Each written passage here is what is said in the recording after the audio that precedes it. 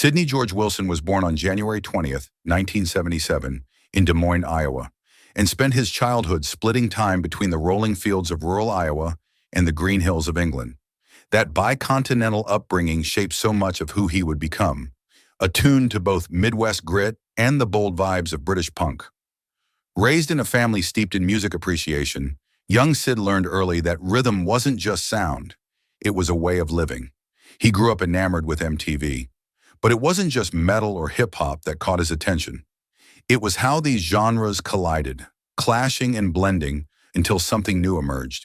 He soaked up punk, metal, electronica, jungle, drum and bass, hip-hop, anything with energy or attitude. Even as a young teenager, he posted flyers around town to start a band, not to be famous, but to belong to the chaos he felt growing inside him. By the time Slipknot came calling in 1998, Sid was more than ready. The band wanted someone who could spin heavy metal fury with DJ finesse, and Sid had turntables and street cred.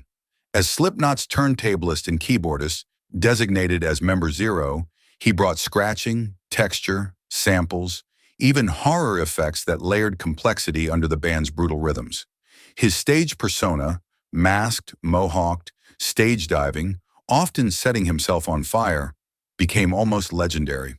On stage, he was controlled chaos, growling mixing boards, dive-bombing into the crowd, bleeding energy until he bled sweat. He broke both his heels during the band's early world tours, yet staggered on. He suffered burn injuries later when a pile fire exploded on his Iowa farm and refused to stay away from the decks. He fought through stage-bruising adrenaline raves, meeting fans 7 stages back with the same intensity he performed with up front. Behind the mask, he wasn't a cult figure. He was a craft-obsessed musician. Sid insisted on practicing 4 to 5 hours before each show, treating scratching as seriously as any guitarist treated scales. He collected decks, mixers, amps, gear, not for show, but for exploration. He wrote jungle tracks under the alias DJ Starscream, building a following in Japan for his solo albums and high-energy live sets. He formed a solo band called Sid, releasing albums like Repeat and Sexcapades of the Hopeless Robotic. He produced collaborations with artists from the Mad Capsule Markets to Miami Vice Soundcrack, proof that his roots lay in movement, not mask. And then there was the mask, an integral link in his art. Early gas masks and skull helmets later gave way to robotic death masks with animatronic features. The masks weren't gimmicks, they were totems, crafted by legends like Bob Bassett, chosen to express inner worlds, mark eras, mythologize a life both ritual and raw.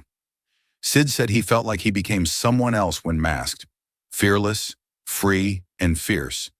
It's why he jumped from balconies, why he screamed when singing safely would have sufficed. Even as Slipknot took off, Sid stayed staunchly independent.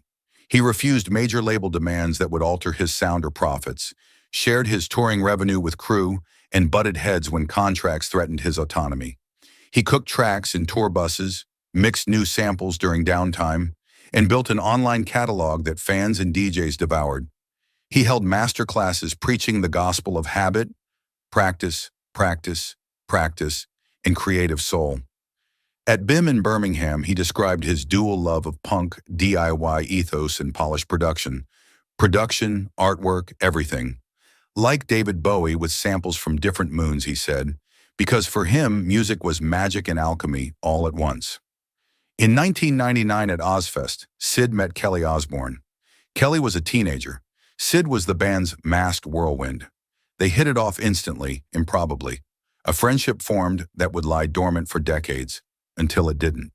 When Kelly and Sid reconnected in 2022, they had something few bands ever nail: mutual respect, shared history, and an easy rhythm. They dated quietly, welcomed a son, Sydney, in late 2022, and remained deeply private, even against the swirl of tabloid storms. Love, when they're ready to invite us in, felt both inevitable and surprising, like a familiar riff suddenly spun into something magical. In July 2025, Sid proposed backstage at Kelly's father's final Black Sabbath concert in Birmingham. Another circle closed, another legend wrapped in legacy. Ozzy Osbourne famously joked, "Fuck off, you're not marrying my daughter." before giving Sid his blessing. And that crowd, they understood. The moment felt like devil horns in the air, heavy, heartfelt, eternal. But Sid isn't just a Slipknot story or a rock star spouse. He's redefining what identity can be in heavy metal. He's a father insisting Sydney bearers both names, Wilson and Osbourne, because identity deserves space. He's a creative mind who endured personal burn recovery rituals, skin-tight, scarred, healing, and refused to cancel a single tour date. He's a technician who searches for new sounds in code, in culture, in chaos, then tames them into songs.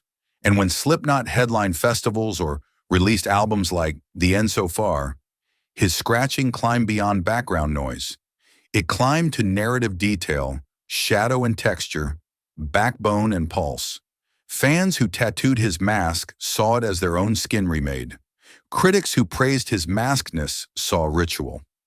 Reddit threads tagged him ADHD, admired his unpredictability, called him insane, but respected the method behind the mayhem.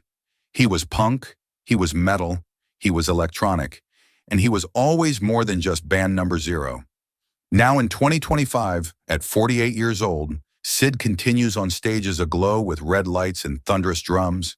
He continues in studios tagged with smoke. He continues healing scars. He continues raising a child with love. His next solo album, coming soon. His next Slipknot record, always whispered. His next public appearance, always framed by silence until the beat drops again. Ultimately, Sid Wilson's biography is not one of fame, but of purpose. It's about finding people who get you, even when they can't see your face. It's about pushing against expectation, the way turntables tear noise into music. It's about fire and scars and songs that finish each other. It's about a moment in Birmingham when a rock band ends and a couple begins. And in that moment, we understand. Sid Wilson built a life around masks, rhythms, and rebellion. And underneath it all, he found belonging. In vinyl, in love, in song.